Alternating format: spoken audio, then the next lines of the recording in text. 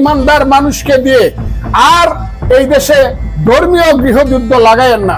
রাজবাড়ী ইস্যুতে একজন মানুষের লাশকে কবর থেকে তুলে তার লাশ পুড়িয়ে দেওয়া হয়েছে, নাউজুবিল্লাহ। যারা এই কাজ করেছে তারা মুসলমান না।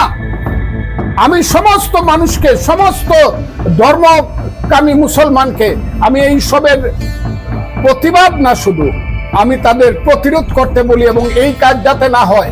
ইউনূস সাহেবের আমলে এইসব অপকর্ম হচ্ছে। সরকারকে আমি সাবধান বাণী উচ্চারণ করছি, মানুষকে ঘর থেকে বের করে ইমানদার মানুষকে দিয়ে আর এই দেশে ধর্মীয় গৃহযুদ্ধ লাগায়েন না।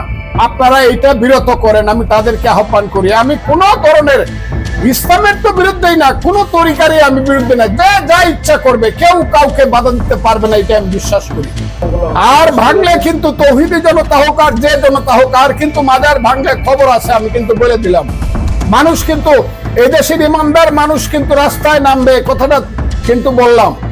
সুন্নির মানুষ কিন্তু রাস্তায় নামবে, এবং সুন্নি এই দেশে 12 আনা মুসলমান, তারা যাতে সাবধান হয়। আর যদি মাজার ভাঙ্গা হয়, খবর আছে, আমি বলে দিলাম, এবং সরকারকে কিন্তু হুঁশিয়ার করতে দেয়। আর যদি মাজার ভাঙ্গা হয়, প্রয়োজনে ওখানে গিয়ে ওই সুন্নিরা দিনের পর দিন, রাতের পর রাত অনশন ধর্মঘট করবে। আমি কথাটা বলে দিলাম।